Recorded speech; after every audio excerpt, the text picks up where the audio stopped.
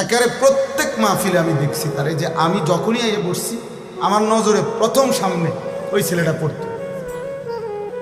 পরে একদিন আমি ইচ্ছা করে তারা ডাক দিছি, দিয়া বললাম মাহফিল শেষে যে বাবা এদিকে আসো, তোমার এদিকে সবসময় দেখি আমার সামনে কথা, কই থেকে আইও, তোমার বাড়ি কই, কি করো তুমি? ছেলেটা বলতেছে যে আমার বাড়ি বানিয়াচং, শায়েস্তাগঞ্জ বানিয়াচং, বাংলাদেশের সবচেয়ে বড় গ্রামের নাম হলো বানিয়াচং। পরে হে কইলো যে হুজুর আমি ঘাস কাটি, মানে ঘাস কাইটা ঘাস বিক্রি করি, এই আমার এই সামান্য কাজ, আমার আর কিছু নেই। তাই বললাম তুমি সব মাহফিলে আসো কেমনে, তাহলে ঘাস কাটো সারাদিনে কষ্ট করে, এই গাড়ি ভাড়াটা কেমনে পাও? তো বলতেছে হুজুর আমি যখনই কোনো পোস্টার দেখি আপনি, তো আমি এই 10 টাকা 5 টাকা 2 টাকা জমাই, ওই কয়েকদিনের ঘাসের টাকা ওইটা মিলাইয়া তো এরপরে আসি ওয়াজ শুনতে, আবার যাই, ফিরে যাই। তাই বললাম মাশাআল্লাহ। তো আরো 2-1 লাইন কথা বললে কইলাম আচ্ছা ঠিক আছে বাবা, আর কিছু কইবানি? ওই ছেলেরে আমি এমনি বলছি, ওই বললো যে হুজুর আমার একটা স্বপ্ন আছে, জীবনের আশা আছে। স্বাভাবিক ছেলেটা বলতেছে যে আমার একটা ইচ্ছা, আমি সব সময় 10-20 টাকা করে জমাইতেছি, আল্লাহ যদি আমার একদিন তৌফিক দেয় আপনার একদিন ওয়াজে দাওয়াত দিমু আমাকে বাইক দিমু আমাকে এলাকা। পরে আমি কইলাম যে ড্রাইভারে কইলাম কখন গাড়ি থামা, কখন হের ওয়াজের ডেট। পরে নিজে ডেট দেখা পরে আমি বললাম ধরো তোমার ডেট দিলাম আর সাঁদাও দিলাম, মানে মাহফিলের বাবদ আমি আমার থেকে কিছু টাকা, যত টাকাই হোক দিছি আমি, দিয়া বুঝি ধরো দিলাম, আর হাদিয়া ওয়াজের টেহা লাগতো না কিছুই, ধরো আমি তোমার আরো দিব, আরো টাকা, সুবিধা নাই।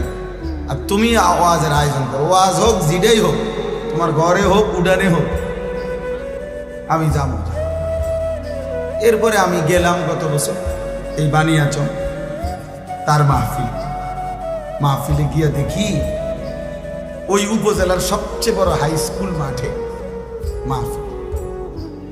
একেবারে যদি কম হইয়া থাকে লোক আমাকে 20,000 লোক, মানে আমি সত্যি করে স্টেজের মধ্যে যদি আলেম কম হইয়া থাকে 3 থেকে 400 আলেম স্টেজের ওই থেকে ওই পর্যন্ত বড় বড় আলেম, বড় বড় হুজুর, এগুলা কি জিন না মানুষ আল্লাহ। আমি বললাম জুবাইর এটা কি তা, কার মাহফিল, কোনটাই ডাকা? হুজুর আমার যেটা ডেট দিয়েছেন এইটা।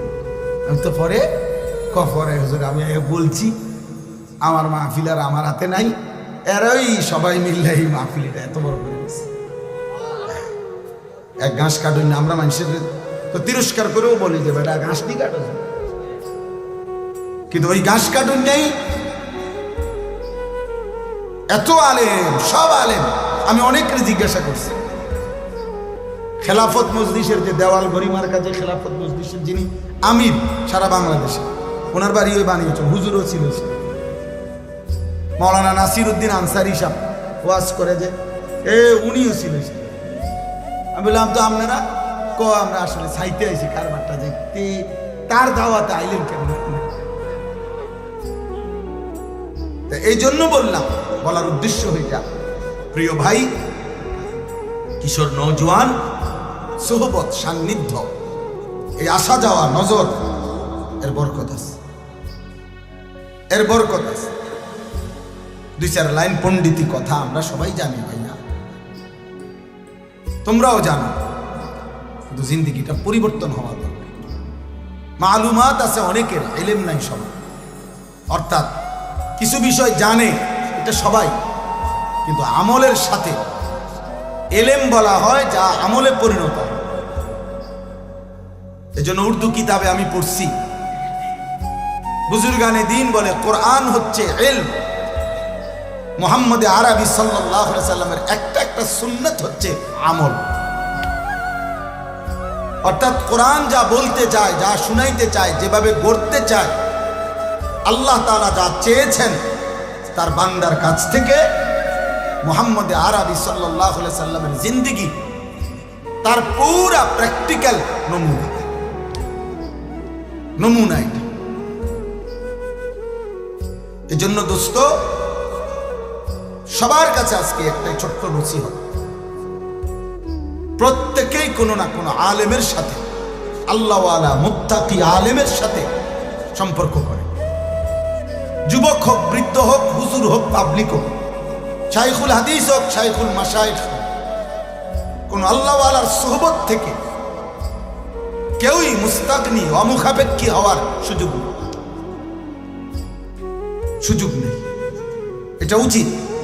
তাহলে কাজে বরকত হয়, খেদমতে বরকত হয়, ইলমে আমলে বরকত হয়, জিন্দেগিটা আখিরাতওয়ালা হয়, আখিরাতওয়ালা হয়। কোরআনুল কারীমের মধ্যে আছে, আল্লাহ তাআলা বলছেন, আল আখিল্লাউ ইয়াওমাইদিন বা'দুহুম লিবা'দিন আদুউন ইল্লাল মুত্তাকিন।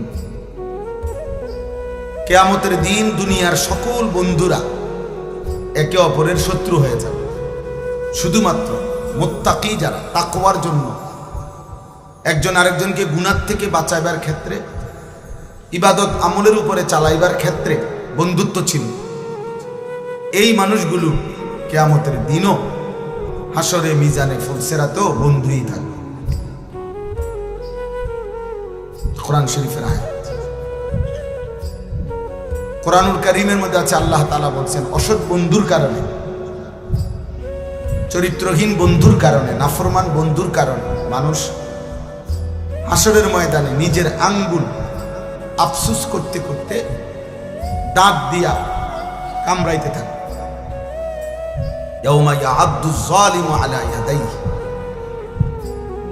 আল্লাহ বলেন, নাফরমান পাপী নিজের দাঁত দিয়ে আঙ্গুল কামড়াবে আর আফসুস করবে। কি করবে? বলবে, ইয়া লাইতানি লাম আত্তাখিজ ফুলানান খালিলা, হায় আফসুস, আমি যদি ওই অসৎ লোকটাকে বন্ধু না বানাইতাম, যে সকাল থেকে এত লম্বা সময় তার সাথে চললাম, অথচ সে একবারও বলল না যে দোস্ত আমরা দুজনেই মুসলমান, চলো না আমরা নামাজ পড়ি, একবারও মুখ দিয়ে আসবো। তাইলে এই অসৎ চরিত্রহীন বন্ধুর কারণে নাফরমান পাপী আঙ্গুল দাঁত দিয়া কামড়াবে, অসৎ সমান। ইকমালুস সিয়াম কিতাবের মধ্যে আছে, এই সোহবত, সান্নিধ্য, কোনো জায়গার মধ্যে যদি পায়খানা লাগে, একটু পায়খানাই লাগছে, এটা দুর্গন্ধ শুধু ওই জায়গাটাতে না, বরং বাতাসের মধ্যে পর্যন্ত দুর্গন্ধ ছড়িয়ে যায়, ফলে অন্য মানুষ নাকে লাগে দুর্গন্ধ। মানুষ তখন বলে, কি রে এখানে কোথাও দুর্গন্ধ? বোঝা গেল দুর্গন্ধ এটা বাতাসকে পর্যন্ত পরিবর্তন করে ফেলছে। আবার কোথাও আতর থাকলে আতরের এই সুঘ্রাণ বাতাসের মধ্যে পর্যন্ত ছড়িয়ে পড়ে, ফলে মানুষের নাকে লাগে আতরের ঘ্রাণ নাকে লাগে, অথচ এইটা কোনো তার নাকে লাগায় না, এটা বাতাসের থেকে তার নাকে লাগছে। এই জন্য সোহবত, সান্নিধ্য, ভালো কিংবা মন্দ, এটা আবহাওয়ার মধ্যে পর্যন্ত আসর করে, প্রভাব বিস্তার করে। এই জন্য দোস্ত, এটা খুব জরুরি, সান্নিধ্য, আল্লাহওয়ালাদের সোহবত, নেককার মানুষের সান্নিধ্য। আমাদের খুলনার হযরত, বাংলাদেশের একজন বড় বুজুর্গ, হযরত মাওলানা মুফতি নুরুল আমিন সাহেব, করাচি হযরত কুতবে আলম আরিফ বিল্লাহ হযরত মাওলানা শাহ হাকিম মোহাম্মদ আখতার রহমতুল্লাহ আলাইহি, উনার খলিফা। হযরত বলছেন, প্রত্যেকটা মুসলমানের উচিত কমপক্ষে নিজ নিজ মহল্লার ইমাম, মুয়াজ্জিন, যারা সত্যিকার তাকওয়ার সাথে আল্লাহর ঘরের খেদমত করে, নিঃসন্দেহে তারা আল্লাহওয়ালা। হযরত বলেন, ওই মহল্লার মানুষের উচিত ওনাদের সাথে হলেও ওনাদের সান্নিধ্য, সোহবত, সাহচর্য গ্রহণ করা, ওনাদের কাছে হলেও কিছুক্ষণ বসা, হোক তিনি ইমাম। সব হুজুর রে, সব আলেম রে, সব বক্তারে সবাই চিনতে হবে সারা বাংলাদেশ, এটা কোনো জরুরি।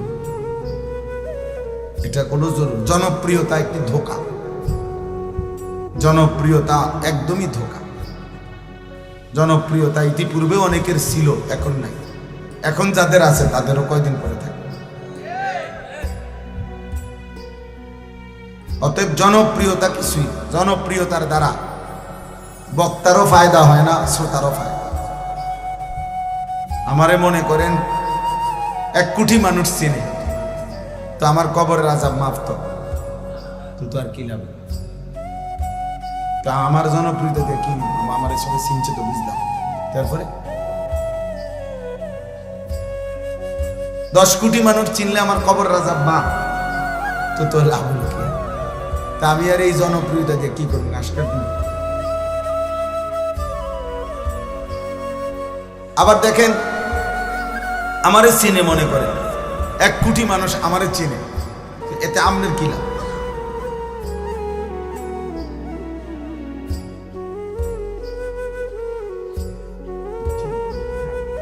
ঠিক আছে, মাশাআল্লাহ, জাযাকাল্লাহ। মানে এখন আমারে মনে করেন 1 কোটি মানুষ চিনে, এতে আমনের কি লাভ? চিনে আমারে না, তো আমনে লাফান কি? বুঝেন নাই কথা? তো চিনে আমারে সব মানুষ, কবরের আযাব মাফ হবে আমনে, কথা বলে না কেন? তো তাইলে বক্তার কি লাভ, শ্রোতার কি লাভ? ঈমান আমলের ভিত্তিতে, তাকওয়ার ভিত্তিতে বক্তারও লাভ, শ্রোতারও লাভ। সেজদা দিলে আমারও লাভ, আপনাদেরও লাভ। গুনাহ থেকে বাঁচলে আমারও লাভ, আপনাদেরও লাভ। আল্লাহ তাআলার গোলামি হুকুমের উপরে থাকলে আমারও লাভ, আপনাদের। এজন্য আউলিয়ায়ে কেরাম, বুজুর্গানে দ্বীন সর্বযুগে যখন আল্লাহর কথা বলতেন, তো বলতেন উসিকুম ওয়া ইয়া, যে এই কথাগুলো আপনাদেরকেও বলছি, নিজেকেও বলছি। এই দিন, এই শরীয়ত, এই ইসলাম, এই কোরআন, এই সুন্নাহ, নবীজির তরিকা, সব আমার জন্য, আপনাদের জন্য নাকি? আমাদের সবার জন্য না? সবার জন্য।